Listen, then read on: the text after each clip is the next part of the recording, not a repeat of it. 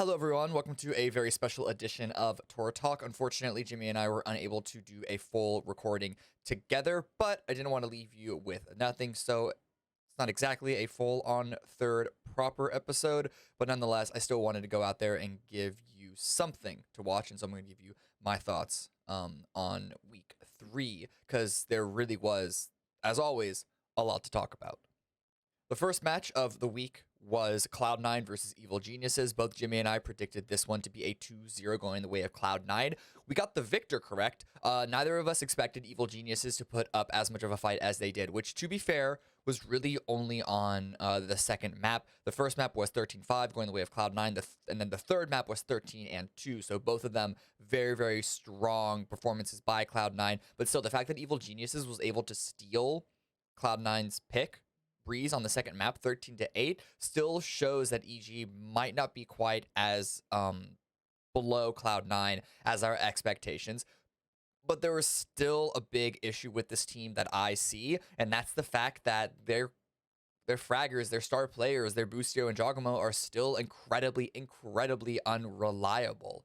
Like, Boostio looked good on the second map, but on map 3, half of his kills of the entire map was from one clutch round performance. Like, that's just not a sign of someone that you can really properly rely on. I did like the fact that they were trying to sort of bring Dre into this role rotation, where instead of on Breeze with Boostio playing the Jet instead of Jogamo playing the KO, they threw Dre on that, and so Jogamo could play the Chamber. That did seem to allow Jogamo to open his own abilities up just a little bit more. And again, this is the map that they actually won, but this is some sort of tailoring that it would have been better for them to have done beforehand, because trying to figure things out in the middle of the season like this, I mean, they're already on the back foot as it is right now. So hopefully they can continue to tailor things and get it to a good position going forward. But as it stands, it's hard to really expect them to be a competitor against the top teams.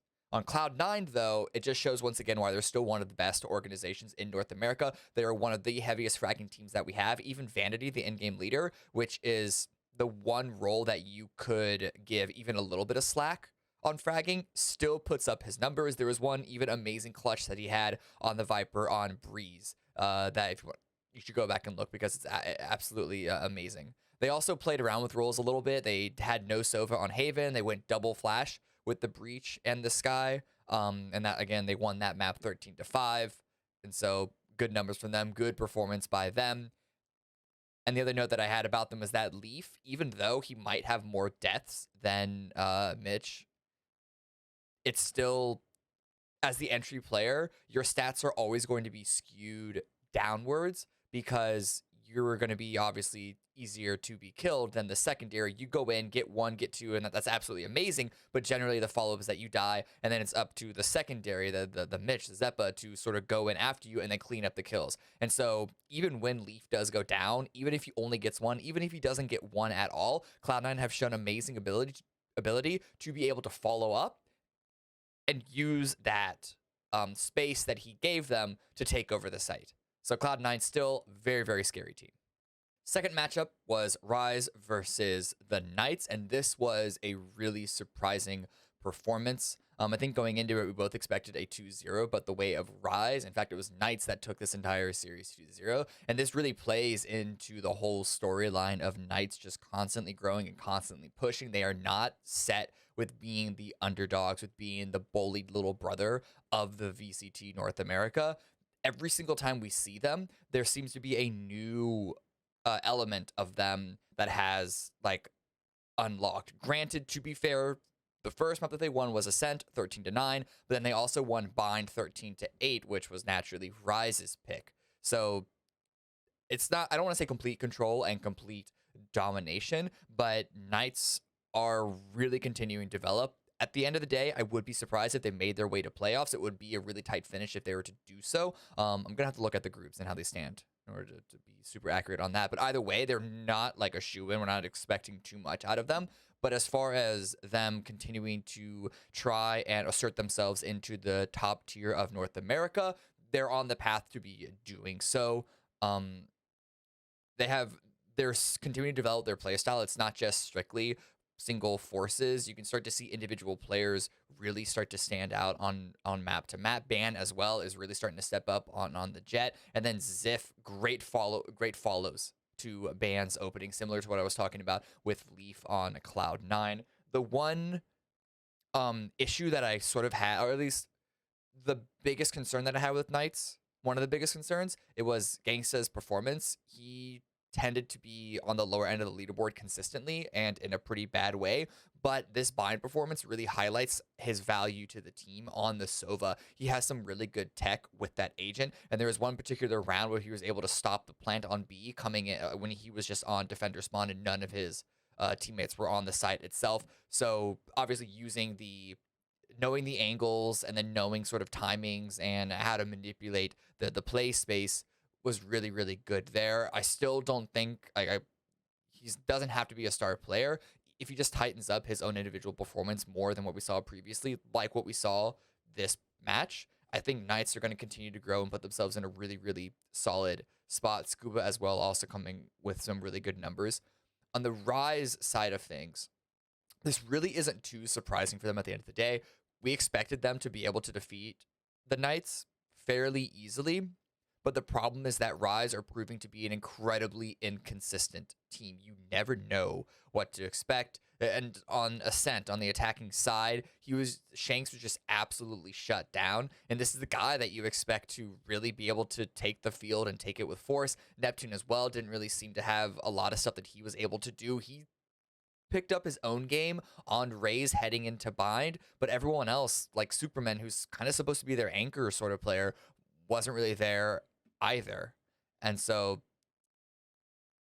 even when the star players, Shanks and Neptune, got a little bit better on bind, the rest of the team, it just seemed there was a disconnect there. And at this point, you never really know what Rise to expect. And if anything, you kind of expect them to get worse because that seems to be their trajectory in the way that the Knights trajectory has been ever upwards. Like Rise beat Optic week 1, which was like the upset of the weekend, right? But then they lost to V1, which was an expected result, but I don't think people expected them to lose as much.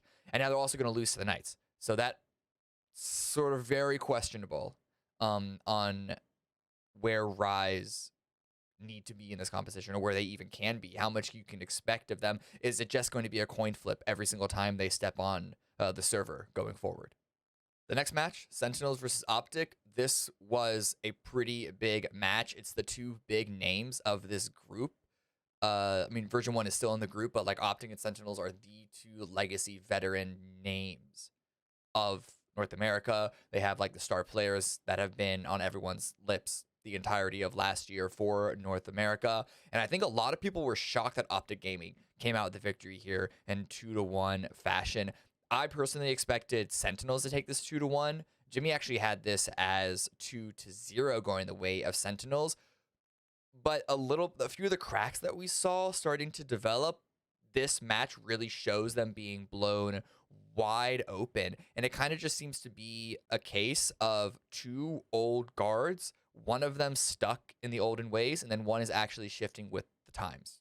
So like Optic Gaming, they're committing to this transition with Ye being put on the chamber, not playing it super aggressively, not playing it super flashy like we got to know him with playing on the Jet, but still holding down places very, very strongly to allow players like Victor and Marv to really come in and take over the game and be sort of the X factor and the more wild child of the group. And that seems to be working very, very well. Every single time we see Ye on this chamber, he's just putting up better and better performances. And the fact that his best numbers so far are against Sentinels really says a lot. On the Sentinel sides of things, not only is it tens is still a little slow on map 1, this time around it looked like the entire team was a little low on map 1. It was a 13-2 victory on Sentinel's map that Optic won to open the entire series up. Like, if you lose your map pick and you picked it, that generally means that your opponent is like just way, way, way, way out of your league. It seemed that Sentinels were sort of like didn't exactly really know what to do. Optic Gaming were running rings around them. They got two rounds on the attack. Like that's it. That's all they had. And then sure they took Fracture, but Fracture is an incredibly chaotic map. I think that both Fracture and Icebox are actually more volatile scoreline wise than Bind is. And so even though Sentinels did look better and better throughout the series, Optic Gaming was by far and away the best team in this competition. There was a Reddit thread, whatever conversation going on about TenZ only being on Jet, people thinking that Sentinels force TenZ to stay on Jet. Shazam claimed that TenZ can play anything and everything, and then he just goes, he'll do what he's told to do. But the fact remains is that he is only playing Jet, which really means that they are making the decision to keep him on Jet, and we're seeing just how limiting focusing on duelists and duelists only can be. That was the thing way back in the day when you can just come in and outfrag your opponent, but now that people are getting better at the game, they're learning the game, and you're not just relying on experience from other competitive titles. These really weaknesses are starting to develop even more. In fact, the Valorant coach Lucas Rojo made a really good breakdown on why the double duelist approach to Bind that Sentinels had was incredibly weak. It just showed lack of utility to break into these sites, and is one of the major reasons why, not the only reason, but one of the major reasons why they only got 2 rounds that entire series.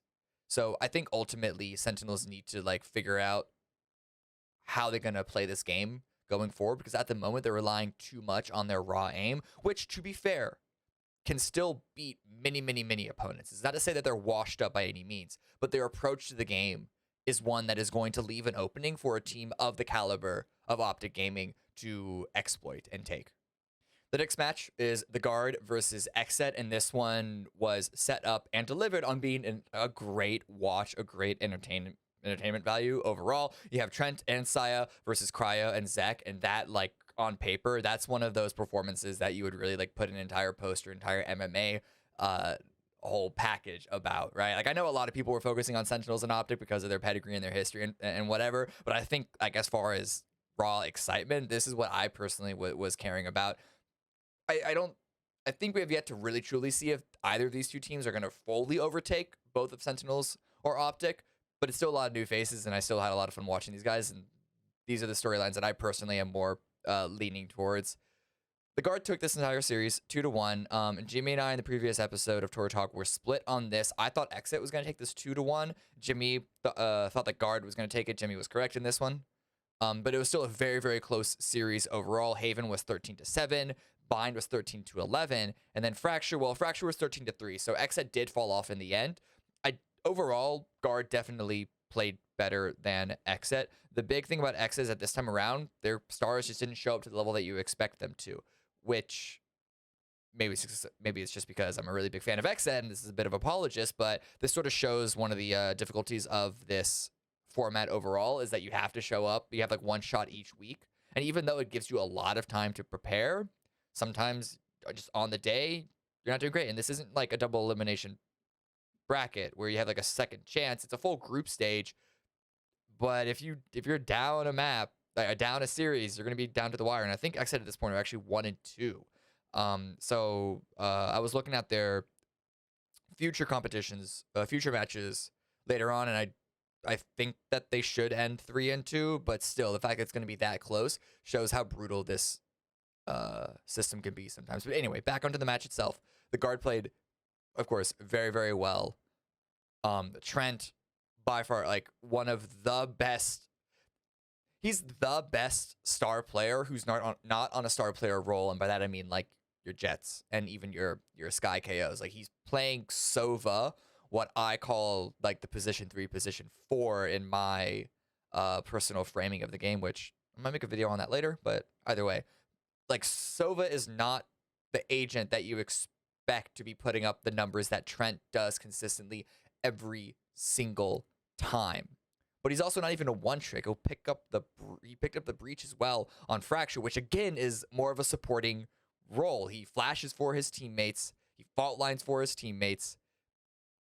This guy can do anything. And yeah, like, you could look at Saya player and wonder if he's ever going to like really truly pick up the numbers that you want that star duelist to be able to land. But at this point, he's more than serviceable. And I don't mean serviceable in like he's whatever. Like I think he's filling his role very, very well. As a team, they all like this. It looks like a complete unit on the guard. We'll see what happens if Trent ever does sort of fall off, and maybe that'll be the moment that Sayo Player is there or Jonah P is there to sort of take over that position and get those numbers. Valen and Net both doing very good job on the assistance sort of back end side of things. Net, strangely enough, doesn't actually have great numbers all the time, but he's usually good for a few clutch rounds, which is always what you want in your more supportive players like Net. On the XSET side of things, carries didn't show up to the level that you would have expected them to. I think Cryo underperformed on the attacking side of Bind especially. He picked it up on the defensive side, which is how they're able to come back, but 13-11 was very, very close. They had to win 3 rounds in a row to take this without going to overtime because the guard were at, what would it be, 11-10 at one point, which is a very scary situation, already being down a map. And especially considering XSET were going 2 duelists into a duelist initiator, that's sort of the moment that you really need your duelist to step it up. And Cryo, in second for that matter, they didn't completely fall apart, but that's the moment that you need them to deliver 100% of the time. That's what they're getting their salary for. That's what they're in this position to do. Now, granted, it's not all Cryo's fault, of course. Zekin himself struggled on Fracture, but the guard just had Fracture completely on lockdown. It was very difficult for them to find. Like, they had one attacking side. That's just super difficult to do. They couldn't manipulate the defense, which is what you generally want to do on the attack on Fracture. Try and split them up and find openings to... I mean, openings are the name of the game on every map, but like especially on Fracture, you really want to be able to manipulate them and stuff, and they just weren't able to do so. And going into the second half, 1-11 is basically a fool's errand. The next match, and this one was another one that a lot of people were watching, but for a little bit of a different reason. This one was Luminosity versus 100 Thieves. This wasn't 100 Thieves' debut with the new roster, but it was their debut on this stage. They did play another event. I think it was a Knights event the week of, leading up to their weekend match, and they got second place. They made it to the grand final. They lost to TSM in the grand final. I think a lot of people might have might be looking at them losing to TSM as saying that, oh, they're not good because they can't even beat TSM, because we know TSM is another team that's in a little bit of flux. They weren't even able to qualify for the VCT, but that was this team's first event. We knew that this was going to be a Hail Mary of bringing in new players middle of the season and having basically less than a week to get everything together. And so they took Luminosity to 3 maps. All 3 maps were pretty close, 13-9, 13-9, and then Breeze, the final map, 14-12. So Luminosity able to win that one in overtime. 100 Thieves were definitely not terrible this map, but we can definitely look at what they brought to this to see if it's something that they're going to want to continue going forward. The good thing about this, and this is what I was going to be worried about, is that it's actually Bang and JC Stani that had the best performances overall. They put up some amazing numbers as the 2 new kids, especially Bang, and that is so good to see, because the question was, Ethan taking a step back into being a more supportive role with the Chamber and the Sova, was that position 2 going to be filled by someone who could deliver? And Bang absolutely did. Hiko looked a little shaky on the Viper, not gonna lie. Looked a little shaky on the Viper the first couple of maps, but then he did still have a couple of really, really good clutch rounds going to the latter half, especially on Breeze. Locked down the pyramid site, looked really good there. I think Ethan actually also looked really good on his Chamber Sova throughout the entire series. The one player that I think looked a little sketch and looked a little out of sorts was Asuna, and that's the problematic part. His numbers don't look terrible on paper. He was at 48 and 57 overall. He got 15-17 on Split, which they lost.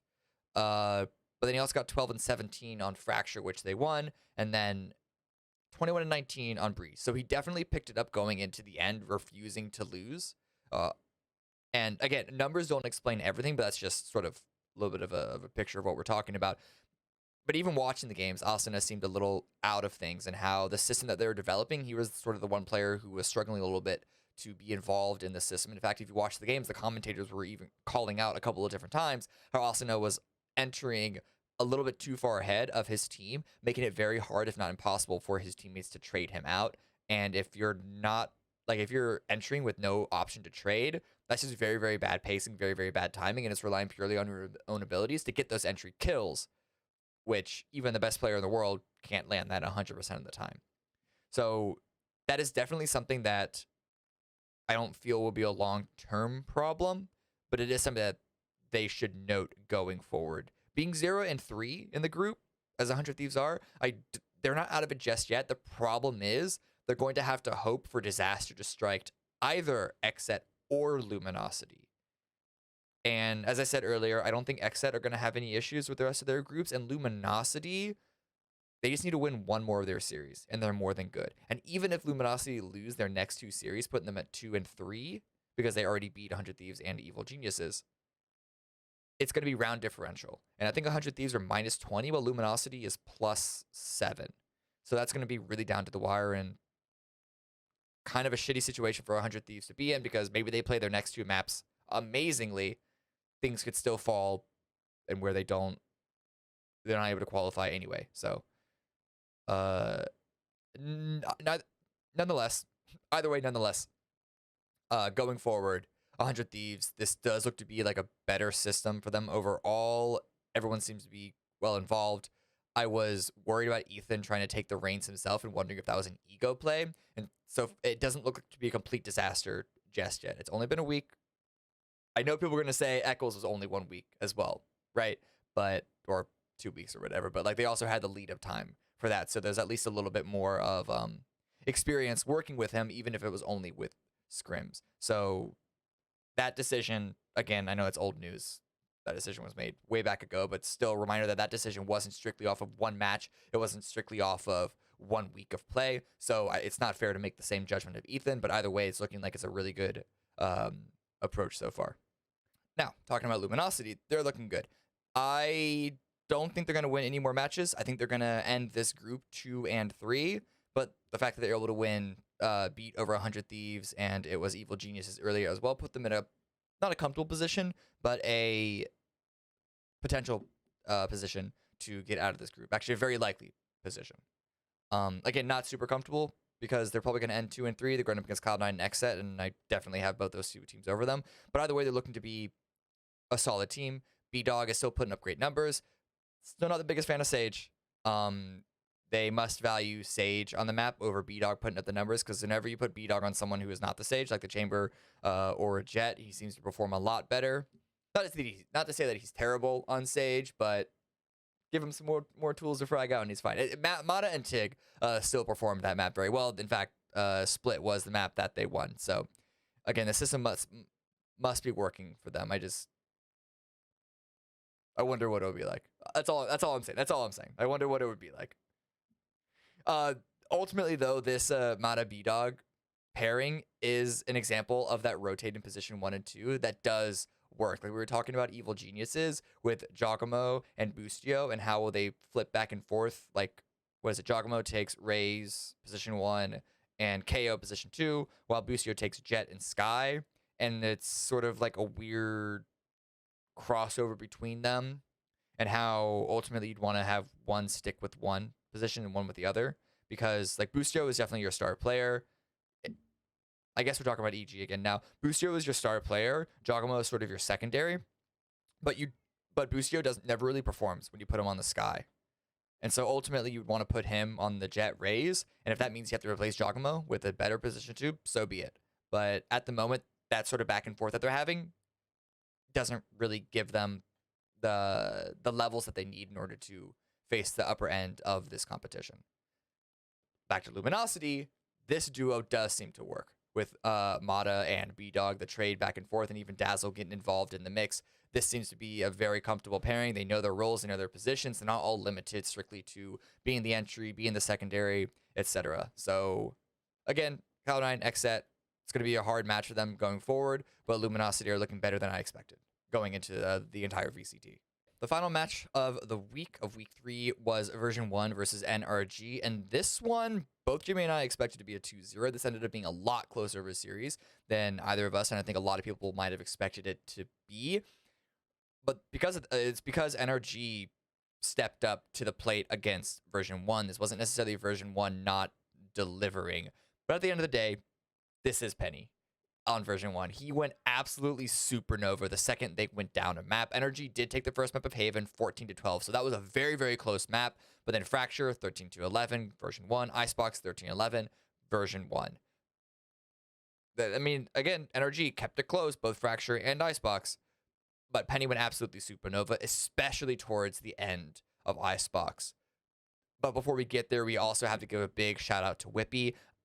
I don't think that Penny would have gotten to the position he was able to carry those final few rounds and even end the entire series with the ace without Whippy stepping up on a couple of key retakes. And he's generally not the player that you expect to see there at the top. He's not a complete rock, but he definitely stepped up and did not crumble under the pressure. And there was even a timeout towards the end that I really think that the IGL or the coach, whoever it was talking at the time, just emulated Palpatine with just kill them all, because once it got down to the wire, they were very close on scoreline. It was the last map. Something you could just feel something switch in version 1, and in Penny specifically, where they just said, you know what, we're gonna kill these fuckers. Fuck this shit. We're not gonna let them outstrat us. Strats go out the window. Headshots, headshots, headshots, and that is the mark of like a true great player, a great team for sure, but a great player as well, realizing backs against the wall, I can fall with my teammates, or I can step up and like drag everyone across the field along with me. And that just shows why Penny is one of, if not the best Jet in the entire region. Like, this is not a player that I'm going to criticize if you keep him on Jet. He did play Chamber on Fracture for sure and put some good numbers up there, but this is one player that I'm like, keep him on Jet. I'm perfectly fine with that. He's looking absolutely amazing. Yeah. I do still want to give some really good love to Energy, though, because like I said, this is a lot about them really stepping up to V1's level. They made a lot of really good mid-round adjustments. It's just the mechanical advantage that V1 has that was really sort of the block every single time. Energy kept getting so close, so close, so close, and then just getting shot down. I think they played the attack instead of Fracture very, very well specifically, even though, again, they lost it 11-13. But they got so many rounds on the attacking side, and that's because they really did play version 1. Version 1 were at like, what was it, 11-4 before they ended the map 13-11. They got very, very close, and it's all because of how NRG approached that map. They, like, if version 1 wanted to go fast, wanted to go aggressive, again, on the defensive side, version 1 wanted to go super aggressive, either top side or bottom side, which is generally what you see some teams do. They went fast and sort of beat them in the face even faster.